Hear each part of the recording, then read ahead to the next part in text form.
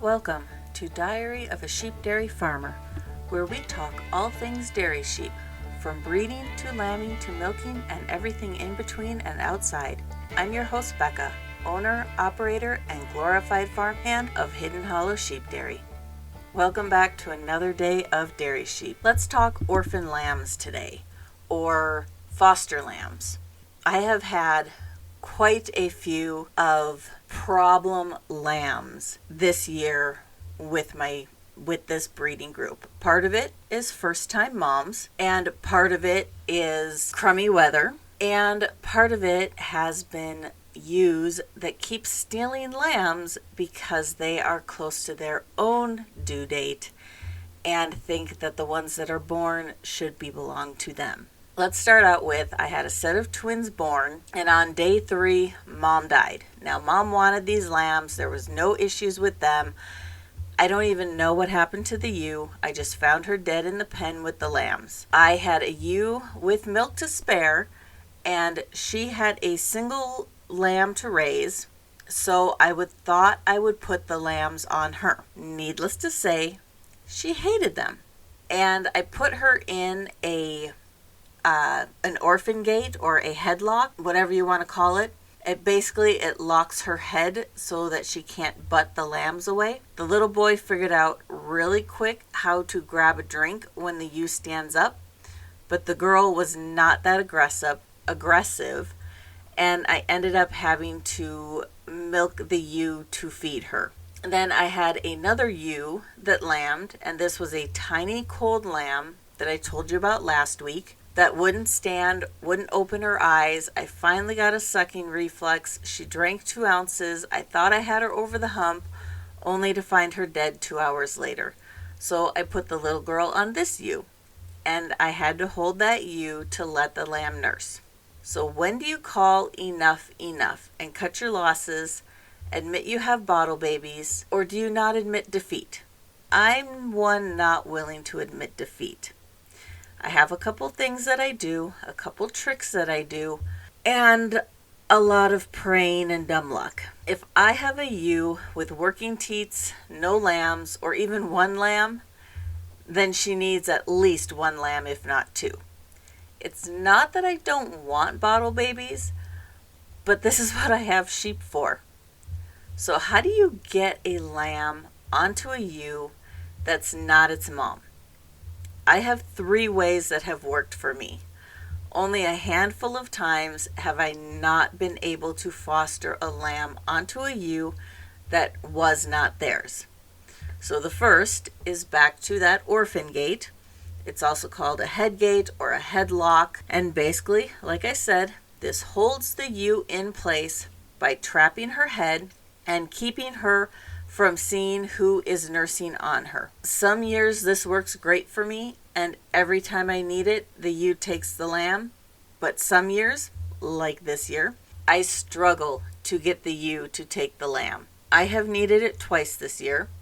Once for those lambs that lost their mom, and I tried to get them onto this other ewe. That was unsuccessful. I ended up selling the boy as a bottle baby, and I'll tell you about the girl here in a minute. And the next time I used it was for a first-time ewe that rejected her first lamb.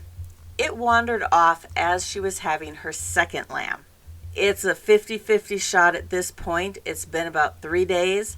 I'm keeping my fingers crossed. She doesn't hate the lamb. She just doesn't want it nursing. So she keeps walking away every time that lamb tries to nurse. When I let her out of the orphan gate, she kind of knocks it away a little bit, but she doesn't beat on it. So a couple more days and I'm hoping. So before I had my orphan gate, and I still do use this sometimes since I only have the 1 orphan gate, I use molasses. And there are probably tons of other things you could use, but that's what I have on hand, and it is my go-to. I mix a little bit of molasses with some warm water, just basically to dissolve it, and then smear some of it on mom's nose and some on the baby's butt. The idea is to get the same scent on both mom and lamb so that the ewe thinks the lamb is hers. I've had about an 80% success rate with this one. And I know other people use other products and other things, but honestly, off of the top of my head, I can't think of a single one. Lambing has me pretty brain dead these days. So my last tried and true method is just plain old dumb luck. Sometimes it just takes a lot of work and a lot of patience. I have held ewes to let that lamb nurse for weeks on end to try to get them to love either their own lamb or a foster lamb. 2 examples this year have been success stories. The ewe who died had twins. Like I said, the boy I ended up selling as a bottle baby, but the girl I gave to the ewe that had the very cold lamb that ended up dying on me after I thought she had made it. In a moment of desperation, I grabbed that orphaned ewe lamb and threw her on this ewe. Mama was not a happy camper. She knew this was not her baby, and while she didn't beat it around, she would not let her nurse unless I held the ewe for baby to nurse. And most of the time, she was really congenial about it. She didn't fight me. She didn't throw a fit, and it took holding that ewe up to about 5 times a day to let that lamb nurse, and then suddenly, like magic, that ewe just took that lamb. I had to hold her for the lamb to feed, and not like 30 minutes later, she was letting that lamb nurse and calling to her like it had been hers the whole time. That was my little miracle for a really bad run of lambing. The second happened much faster, and just a couple days ago. I had a ewe lamb, and her first lamb was stolen by another ewe, that wasn't far from lambing herself. Unfortunately, she let that lamb nurse, and by the time I got it back with Mom decided it wasn't her baby.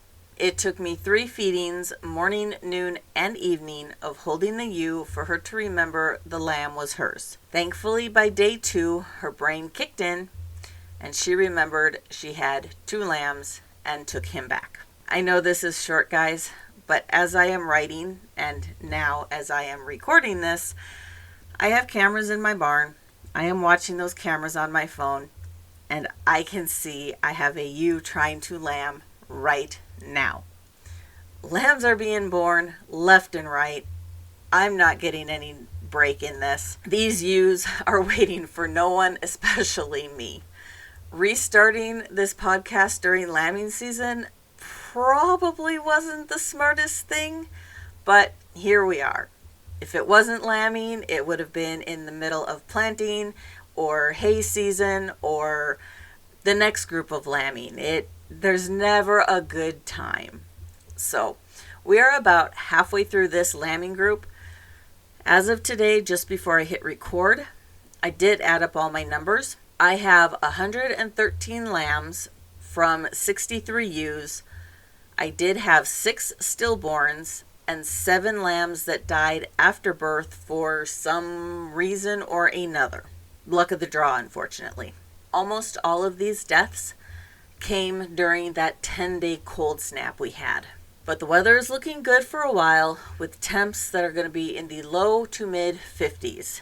I will definitely take that. I did pull the last of the ewes that were out in the feedlot.